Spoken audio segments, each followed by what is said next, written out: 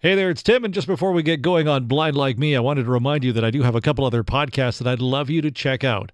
Number one is Inside Today's Country. We talk to today's country stars, find out their stories, find out about their new songs, and I'd really appreciate you checking out that podcast, Inside Today's Country, as well as Corkscrewed, the wine show for the average Joe that I do with my friend Diane Nelson. We talk about wine, we talk about wine-related things, we talk about wine stuff. It's all wine. So check out Corkscrewed. You can find all of my podcasts at my website, timblackonair.com. That's timblackonair.com. And hey, if you're interested in doing a podcast, you thought, hey, maybe I have a great idea for one, why don't you get hold of me via the website, timblackonair.com, and we can talk about putting a podcast together for you.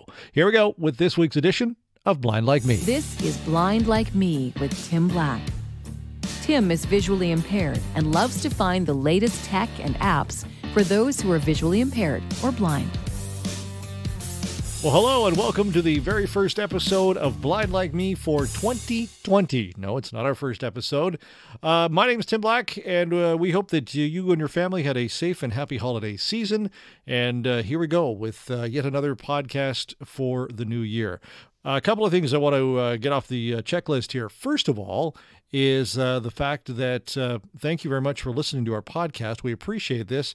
We have huge followings in the U.S., the U.K., Germany, Russia, Ukraine, and of course here in Canada. And there's a couple of people in Australia as well. Kind of blows my mind the fact that we have this following and we're not even, a year old yet. So thanks very much for listening.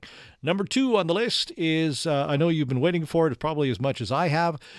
Will there be an update for iOS 13.3, yada, yada, yada, with all of the issues? Now, if you haven't listened to the previous podcast that I did where Apple, pushed out a new update for iOS and it really messed up the smart inverts and yada, yada, yada, yada. They haven't pushed anything out yet. So we're still waiting for that. And hopefully they have their team of people working on it. At least they did when I talked to them, and hopefully we will have that out. As soon as they get that out, I will certainly post something on this platform about it. So there's a couple of things I wanted to get off my my list here. Let's get to this week's topic, shall we? All right. Well, this week is a special guest, and the special guest comes to me via an article that I was sent prior to the holiday season. And because of the craziness of the holiday season, I got a chance to read the article, and I didn't really get a chance to dig into what this special guest is. And my special guest today is Alexa. Alexa, can you say hello? I pronounce that hello, but I'm always working on how I say things and I might not have it right. So Alexa was the subject of this article that I was sent, as I say, prior to the holiday season. Now, I won't go into the great details of the article. It was fairly lengthy. I will put a link to it in the show notes so you can go and have a listen to yourself. And I'm going to put full disclosure off of this. Now, I'm here in Canada. Some of the things I don't think are working 100% properly for Alexa in Canada, opposed to possibly in the US or the UK or wherever you're listening, or wherever you can purchase this from. So right off the bat, there's a couple of things that don't work properly.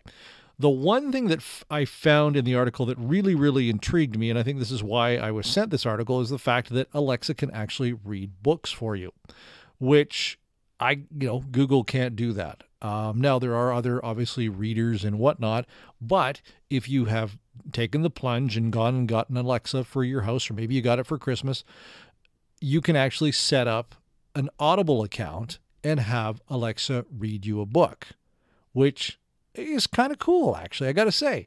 That is probably one of the neatest things about this. You can actually just sit there and wherever you have your, unit set up, you can tell them to read a book. So here's how that works. All right. First of all, you have to have an Audible account set up. And here in Canada, when I bought this, I think we got 30 days free, or you got one free book or something like that. Anyways, make sure you check out, whatever the offer is for you in your area before you, plunge in, or, just as you're setting it up, it should be able to tell you. So here's how that works. Okay, we're going to ask Alexa to read Harry Potter. Sample of Harry Potter and the Sorcerer's Stone, Book 1 from Audible. To get this book using 1 Audible credit, say buy this. You have 2 Audible credits. Oh, look at that. Cool. Right on. This is Audible. Harry Potter and the Sorcerer's Stone by J.K. Rowling. Read by Jim Dale. Brought to you by Pottermore Publishing.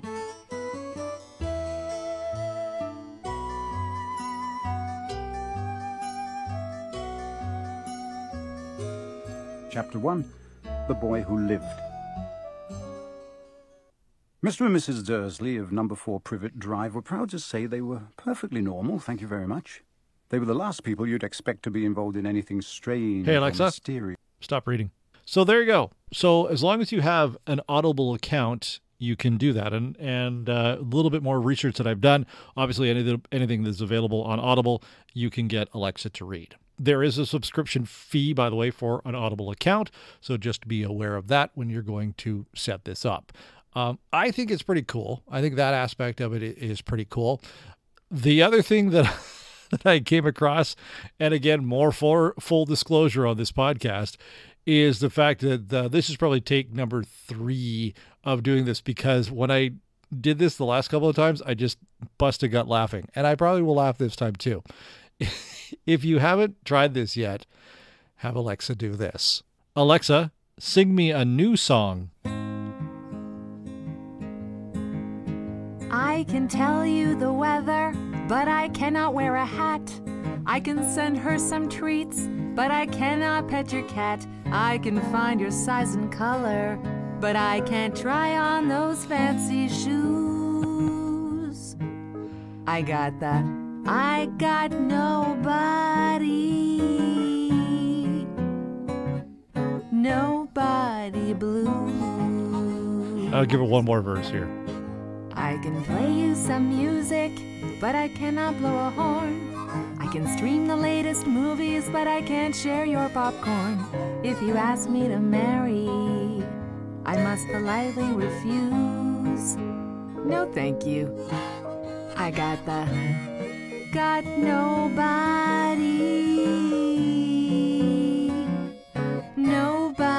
blue. All right, Alexa, you can stop now. So there you go. Alexa can sing you a tune, which is kind of fun. She can also do the same things as other platforms, give you the latest news and weather and stocks and help you with your grocery list and all those other things. Now, one of the other things that I did find kind of a little frustrating with this is the app that comes along with Alexa for your smartphone. I found it a little bit clunky, a little bit hard to figure out.